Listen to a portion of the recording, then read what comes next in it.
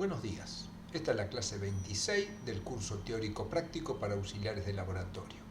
Este curso es organizado por el Centro Universitario de Estudios Medioambientales de la Facultad de Ciencias Médicas, Universidad Nacional de Rosario. En la clase de hoy comenzaremos con la técnica conocida como espectroscopía. La espectroscopía se divide en varias ramas y hoy nos concentraremos en la espectroscopía de absorción atómica. Esta técnica se utiliza para la medición de calcio, magnesio, litio, plomo, cadmio, hierro, manganeso y estroncio en agua. Dado que todas las técnicas comparten muchas similitudes, nos concentraremos en la explicación de calcio y magnesio y algunas diferencias podrán encontrarse en el manual. El calcio es uno de los elementos que encontramos en la tabla periódica. Se representa con el siguiente símbolo y su número atómico es 20. El calcio forma parte del grupo de los metales alcalinotérreos, junto con el magnesio y los demás elementos presentes en el grupo 2 de la tabla periódica. Su color es blanco plateado, levemente amarillo expuesto al aire y gris o blanco por la formación de hidróxido al reaccionar con la humedad ambiental. El calcio es ampliamente utilizado para la actividad industrial y la construcción, como reductor para la obtención de otros metales como uranio, circonio. La caliza, el carbonato de calcio, junto con la arcilla, originan el cemento. Calentando la caliza se obtiene la cal viva, óxido de calcio. Al añadirle agua se transforma en cal apagada, hidróxido de calcio. El sulfato de calcio dihidratado es lo que se conoce como yeso. Además, se utiliza en la industria de productos lácteos y de medicamentos como suplemento dietario. En cuanto a su función biológica, el calcio es el mineral más abundante que se encuentra en el cuerpo humano. Se presenta principalmente en huesos, bajo la forma de hidroxiapatita, y como calcio sérico podemos encontrarlo libre, como calcio aniónico unido a fosfatos, y como calcio unido a proteínas como albúminas y globulinas. Participa en diversos procesos biológicos de vital importancia, como la formación y mantenimiento de huesos y dientes, la contracción muscular y mantenimiento de un ritmo cardíaco normal, conducción nerviosa y transducción de señales, actúa como cofactor enzimático, participa en los procesos de coagulación sanguínea, entre otros. La ingesta de calcio recomendada es de 1000 miligramos por día en adultos. Las fuentes más importantes de calcio en la dieta son los productos lácteos. Pero también podemos incorporarlo mediante el consumo de pescados, sobre todo pequeños, legumbres y vegetales de hojas verde oscura. Sin embargo, en estos alimentos la biodisponibilidad del calcio es menor que en la de los lácteos. Lo podemos incorporar también a través de alimentos enriquecidos con calcio y suplementos dietarios. El calcio, además, es un componente habitual en aguas de consumo, pero generalmente en concentraciones bajas. El calcio en el ambiente se encuentra en casi todas las áreas terrestres del mundo. Como todo metal alcalinotérreo, no se lo encuentra solo, sino formando compuestos, principalmente carbonatos y sulfatos. El carbonato de calcio se presenta como piedra caliza, cáscara de huevo, conchas de animales, perlas, corales, en el mármol, estalactitas y estalagmitas, entre otras. Como sulfato de calcio hidratado, tenemos el conocido yeso. Otros minerales que lo contienen son la fluorita y la fluorapatita, el principal mineral del esmalte de los dientes, y la hidroxiapatita, principal mineral de los huesos. El calcio en el agua es el tema en el que nos centraremos en la clase de hoy. La presencia de calcio en el agua depende fundamentalmente de las formaciones geológicas atravesadas por la misma, previa a su recaudación. Las aguas subterráneas suelen presentar mayores concentraciones de calcio que las superficiales. Las concentraciones en aguas de consumo suelen ser bajas. El agua, denominada como dura, es aquella que tiene elevadas concentraciones de sales de calcio y magnesio fundamentalmente. Las aguas duras están asociadas a mayor deterioro de cañerías y electrodomésticos, por formación de incrustaciones calcáreas. Además, la aparición de espuma es mucho menor si se trata de aguas duras, ya que el calcio y el magnesio reaccionan con los compuestos que forman el jabón y estos dejan de ser efectivos. La Organización Mundial de la Salud no propone ningún valor de referencia basado en efectos sobre la salud para la dureza del agua de consumo, pero se indica que presencias elevadas de cantidades de calcio, así como de magnesio, pueden modificar el gusto de la misma, afectando la aceptabilidad del agua por algunos consumidores. El valor de umbral gustativo es entre 100 y 300 partes por millón, dependiendo del anión asociado. En la provincia de Santa Fe, así como en las demás provincias de nuestro país, existe una ley que regula las aguas de consumo, que es la ley 11.220, que ya hemos visto en clases anteriores. En este caso, sí establece un límite recomendado de 100 partes por millón y un límite máximo de 250 partes por millón. Veremos ahora la técnica de medición de calcio en aguas utilizada en nuestro laboratorio. Se trata de una técnica llamada espectrofotometría de absorción atómica, que requiere de equipos, instrumentos y materiales que veremos a continuación. En la imagen podemos observar el equipo de absorción atómica. Se trata de un equipo complejo formado por varias unidades, que requiere además la utilización de un tester, un compresor de aire y un tubo de acetileno. En la imagen podemos observar las muestras de agua a analizar, micropipetas y tips adecuados a los volúmenes que vamos a cargar y los tubos de can donde colocaremos las muestras. Para nuestra medición vamos a utilizar una curva de calibración con 7 testigos, agua destilada, que utilizaremos como blanco, es decir que no va a tener concentraciones de calcio, un QC, una solución de recuperación y una solución de cloruro de estroncio al 2%. En esta imagen podemos observar los tubos donde cargaremos nuestra curva de calibración.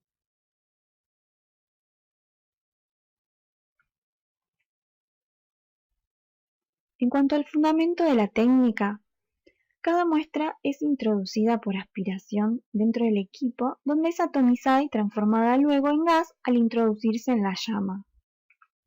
Una lámpara que emite una radiación con longitud de onda específica para el catión calcio atraviesa esa llama. Esta radiación es absorbida por los átomos de calcio en estado gaseoso y se mide así la cantidad de radiación con un tester que nos arroja los valores de transmitancia.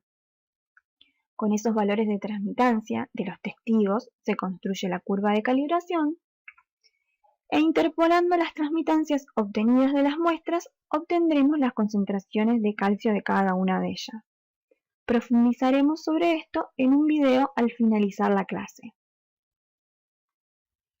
Veremos ahora en la tabla nuestra curva de calibración y cómo se carga cada uno de los tubos. En la primera columna podemos observar que utilizaremos un blanco, 7 testigos, un QC y las muestras que vamos a analizar. En la segunda columna tenemos la concentración que nos va a quedar en cada uno de los tubos en miligramos por litro o partes por millón. Así vemos que el blanco, que es agua destilada, tendrá una concentración muy cercana a 0, el testigo 1, 1 parte por millón, el 2, 3 luego uno de 5, uno de 10, uno de 25, 36 y 50 partes por millón, mientras que el QC tiene 25 partes por millón porque siempre se aconseja que caiga en la parte central de nuestra curva de calibración. Las muestras no sabemos qué concentración tiene porque para ello las vamos a medir. Luego, en las siguientes columnas, observamos la cantidad en mililitros que deberemos agregar al tubo de las distintas soluciones. A los tubos correspondientes al blanco le agregaremos 2 mililitros de agua destilada. Luego agregaremos 2 mililitros de cada uno de los testigos y al QC le agregaremos 1,8 mililitros. Finalmente cargaremos todas nuestras muestras llegando a un volumen de 1,8 mililitros que puede ser de la muestra pura o diluida si es necesario. Finalmente se le agregará tanto al QC como a todas las muestras 0,2 mililitros de cloruro de estroncio al 2%. A los testigos y al blanco no es necesario agregarles esta solución porque ya fue incorporado al momento de prepararlos. Esta es una imagen del proceso de medición. Como vemos, se aspira la muestra contenida en el tubo y esta se volatiliza en la llama que está siendo atravesada por la luz de la lámpara específica para el ion calcio.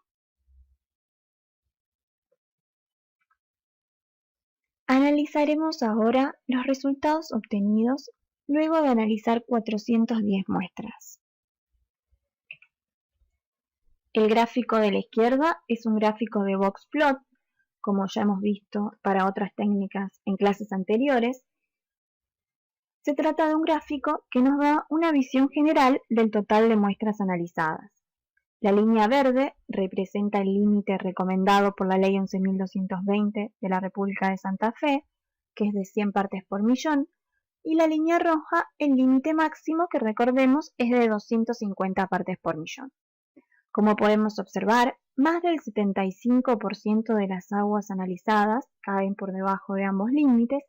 Sin embargo, el rango se extiende, lo que nos da una idea de que hay muestras que caen por encima del límite recomendado y otro grupo de muestras que caen por encima del límite obligatorio. El gráfico central se trata de un histograma de frecuencia, que ya también hemos visto en otras oportunidades, con un eje vertical que nos da una idea del total de muestras medidas y un eje horizontal donde se encuentran las concentraciones de calcio obtenidas. Como podemos observar, también están las líneas verde y roja que nos marcan los límites, y por la longitud de las dos primeras barras podemos tener una idea de que la mayoría de las muestras caen por debajo del límite recomendado. Mientras que el gráfico de la derecha es otra manera de mostrar los datos obtenidos a través de puntos, donde cada punto representa una muestra. Como podemos ver, casi la totalidad de las muestras caen por debajo del límite recomendado. Sin embargo, hay 4 de ellas que se encuentran entre el límite recomendado y el máximo, y hay 3 muestras que están por encima del límite obligatorio. Para el siguiente gráfico fueron seleccionados los 4 tipos de agua que son de consumo humano: pozo, red, ósmosis inversa y envasada. Como podemos ver, la totalidad de las muestras medidas caen por debajo del límite recomendado de 100 partes por millón, a diferencia del gráfico anterior donde algunos puntos excedían este límite, lo que significa que esas aguas con concentraciones mayores eran aguas superficiales o algún otro tipo de agua analizado que no es de consumo humano. Como podemos ver, las concentraciones más bajas se encuentran para las aguas de ósmosis inversa con concentraciones muy cercanas a cero. Veremos ahora los gráficos correspondientes al control de calidad. El gráfico de la izquierda es el gráfico que corresponde a la UDS, que recordemos que nos daba una idea entre la diferencia del valor de referencia del QC y la media de los valores de QC medidos, y debe caer dentro del rango -2, 2. en lo posible con oscilaciones. En nuestra técnica podemos ver que prácticamente todas las determinaciones cayeron dentro del rango esperado, sin embargo, siempre caen en valores negativos o muy cercanos a cero y no de manera oscilante. Por lo tanto, de continuar esta tendencia a lo largo del tiempo, se deberá reevaluar la técnica y la estabilidad de las soluciones utilizadas. En el segundo gráfico del CB porcentual del QC, que nos daba una idea del valor de QC medido y su duplicado, y se espera de valores inferiores al 10%, podemos observar que la totalidad de las determinaciones realizadas cayeron dentro de los valores esperados. Y en tercer gráfico, correspondiente al R cuadrado, que nos daba una idea de la linealidad de la curva, de qué también ajusta nuestra curva de calibración al modelo elegido, recordemos que se espera que dé valores muy cercanos a 1. Nuestra técnica, según los datos obtenidos, marcha correctamente, ya que siempre nos dio valores superiores a 0,95. Analizaremos ahora el segundo elemento correspondiente a la clase del día de hoy. Se trata del magnesio. El magnesio es otro elemento presente en la tabla periódica, representado con el siguiente símbolo y de número atómico 12. Al igual que el calcio, forma parte del grupo de los metales alcalinotérreos, por lo tanto, su comportamiento químico es semejante al del calcio. Presenta un color blanco plateado. Los compuestos de magnesio, principalmente su óxido, se utilizan en la agricultura e industrias químicas y de construcción. La aleación aluminio-magnesio es usada para la realización de envases de bebidas, componentes de automóviles, aeronaves y en maquinarias. Se usa como agente reductor en la obtención de metales como uranio. El polvo de carbonato de magnesio es utilizado por gimnastas y levantadores de peso para mejorar el agarre de los objetos.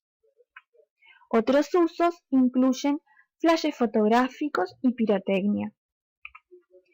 En la industria farmacéutica, el hidróxido de magnesio es comúnmente utilizado como antiácido o como laxante.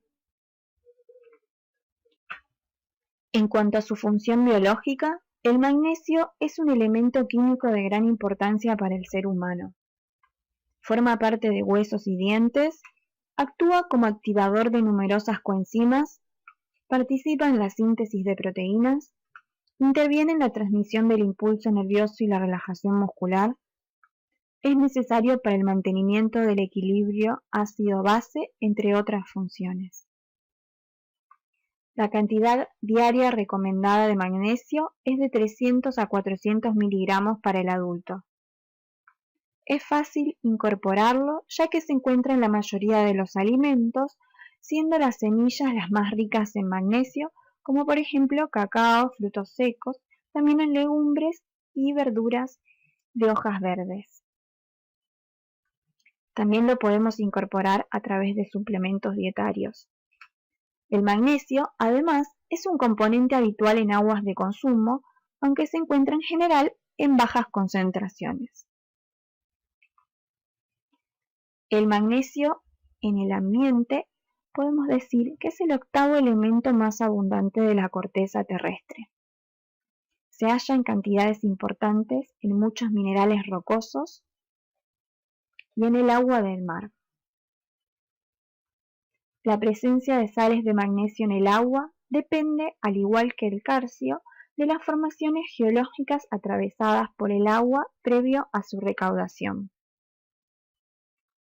Las concentraciones de magnesio, como dijimos, suelen ser bajas para las aguas de consumo, y como vimos al comienzo de la clase, el magnesio junto con el calcio constituyen lo que se llama dureza del agua. Por ser los valores generalmente bajos en aguas de consumo y no presentar toxicidad para el ser humano en esos valores, la Organización Mundial de la Salud tampoco propone ningún valor de referencia para el magnesio en aguas. Sí lo hace la Ley 11.220, que establece como límite recomendado 30 partes por millón y como límite máximo 50 partes por millón. Para la medición de magnesio en aguas, utilizaremos la misma técnica utilizada para el calcio, espectrofotometría de absorción atómica. Los equipos, instrumentos y materiales serán similares a los del calcio. Equipo de absorción atómica, compresor de aire, tubo de acetileno, micropipeta y tips, tubos de CAM, y utilizaremos en este caso los testigos correspondientes a magnesio, que son 3, agua destilada y un QC. La curva de calibración la cargaremos de acuerdo a los valores indicados en la tabla. El cargado de las muestras es sencillo, ya que no se utilizará ningún reactivo ni solución para evitar interferencias, por lo cual solo colocaremos 2 mililitros de cada una de las soluciones expresadas en la primera columna: blanco, que es agua destilada, testigo 1 de una concentración de 1 parte por millón, testigo 2 de una concentración de 5 y testigo 3 de una concentración de 10 partes por millón, y el QC, que tiene una concentración de 5 partes por millón. Como podemos observar, en la tercera columna, al blanco le agregaremos 2 mililitros del agua destilada. Luego en la cuarta columna podemos ver que agregaremos 2 mililitros de cada uno de los testigos, y en la quinta columna observamos que agregaremos 2 mililitros de QC. Finalmente agregaremos los 2 mililitros correspondientes a cada una de las muestras. Es decir, el volumen final siempre será de 2 mililitros. Como podemos observar, la medición se realiza con un procedimiento muy similar a la técnica de medición de calcio. La única diferencia estará en el cargado de los tubos, ya que se utilizarán los testigos IQC correspondientes a magnesio, y no será necesario agregar la solución de cloruro de estroncio ni ningún otro tipo de solución. En cuanto a los resultados, se analizaron 161 muestras hasta el momento. En el gráfico de la izquierda, un gráfico de boxplot, tenemos las concentraciones obtenidas para el magnesio en la totalidad de las muestras. Como siempre, la línea verde nos marca el límite recomendado de 30 partes por millón y la línea roja el límite máximo de 50 partes por millón. Como podemos observar, la mediana, representada por la línea negra más oscura, nos muestra que el 50% o algo más en este caso caen por debajo del límite recomendado. Sin embargo, un gran porcentaje de muestras superan el límite recomendado y más del 25% de las muestras superan el límite obligatorio, llegando a valores mayores a 400 partes por millón. En el gráfico central, un histograma de frecuencias, tenemos el número de muestras medidas en el eje vertical y las concentraciones obtenidas en el horizontal. Nos muestran que la mayoría de las muestras, de acuerdo a la longitud de la barra, caen en concentraciones inferiores a 50 partes por millón. Y el gráfico de la derecha, donde recordemos que cada punto representa a una muestra analizada, nos muestra que un gran porcentaje caen por debajo del límite recomendado. Sin embargo, hay muestras que exceden, y un gran número de muestras, el número obligatorio, llegando a, como vimos antes, a valores superiores a 400 partes por millón. En este gráfico tenemos las concentraciones de magnesio obtenidas de acuerdo a los 4 tipos de aguas de consumo: pozo-red, ósmosis inversa y envasada. Vemos que las aguas de pozo parecen tener concentraciones más elevadas, ya que su mediana supera el límite obligatorio, mientras que en el caso de aguas de red, un 75% se encuentran por debajo del límite recomendado de 30 partes por millón, y la totalidad de aguas de ósmosis inversa y envasadas se encuentran por debajo de dicho límite.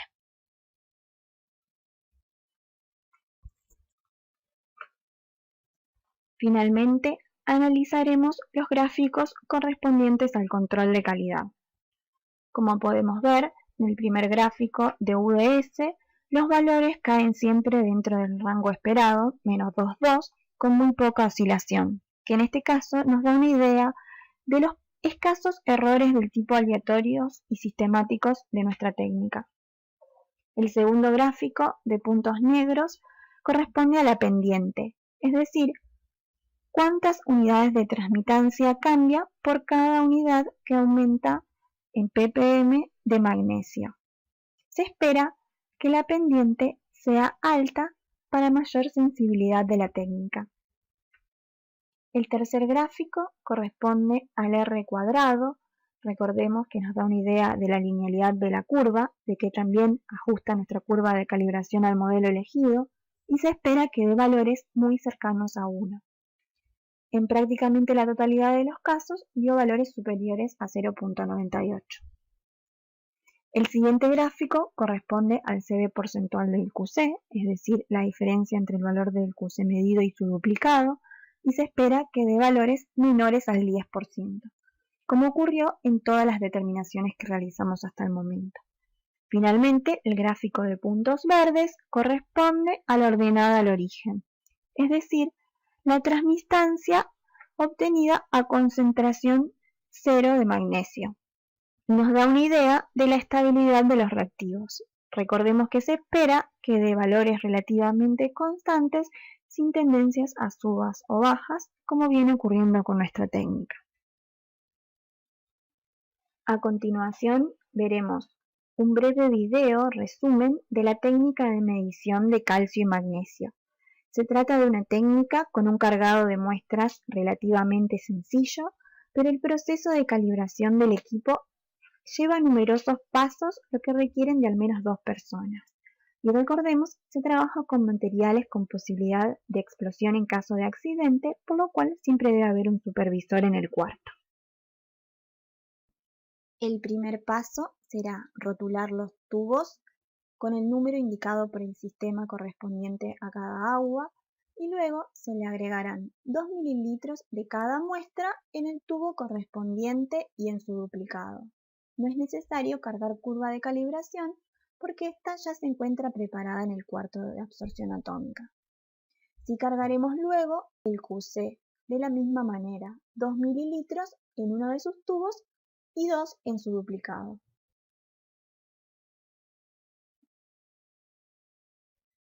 Una vez finalizado esto, agregaremos a cada uno de los tubos, incluyendo el QC, 0,2 mililitros, es decir, 200 microlitros de la solución de cloruro de estroncio.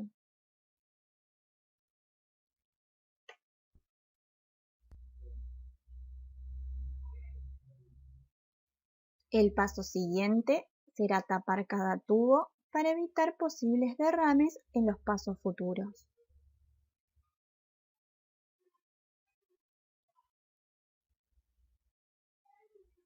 Luego procederemos a pasar cada una de las muestras por el vórtex para homogeneizarlas, integrando así el cloruro de estroncio a la muestra previamente agregada.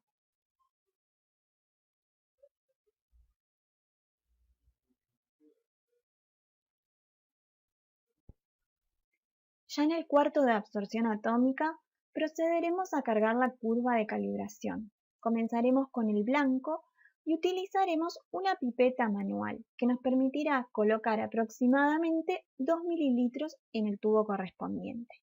De la misma manera haremos con cada uno de los testigos.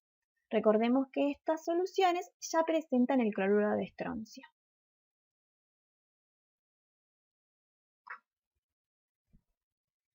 Para comenzar con la medición, el primer paso es asegurarse de que existe carga suficiente de acetileno.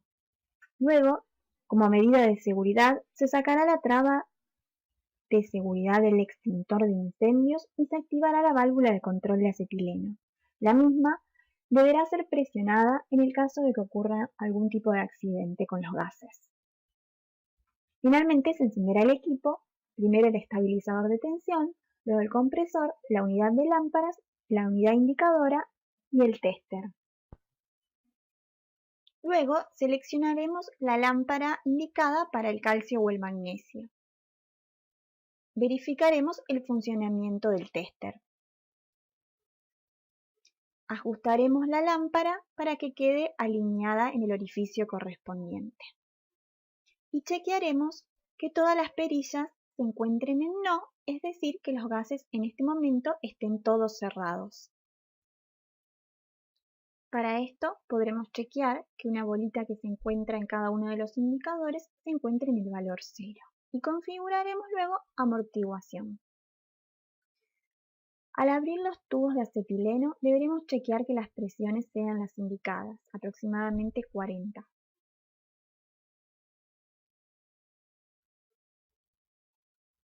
Luego colocaremos la perilla aire en donde indica aire y observaremos el pasaje de aire indicado por la bolita que comienza a subir.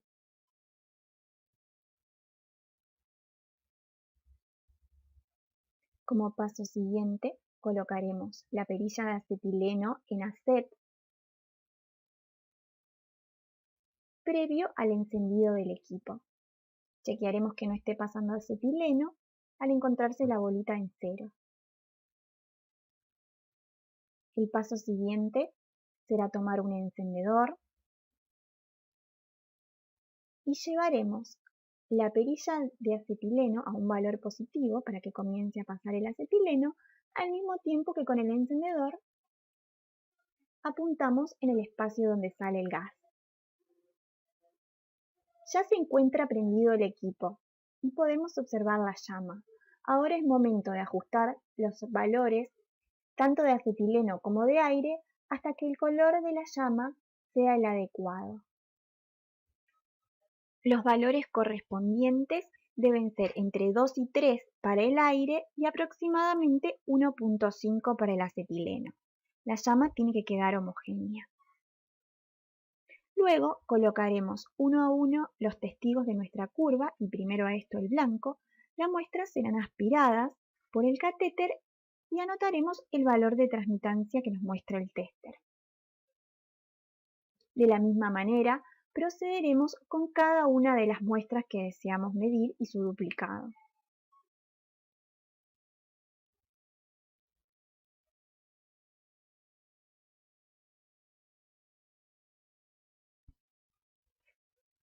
Finalmente, se seguirán las instrucciones para apagado y limpieza del equipo.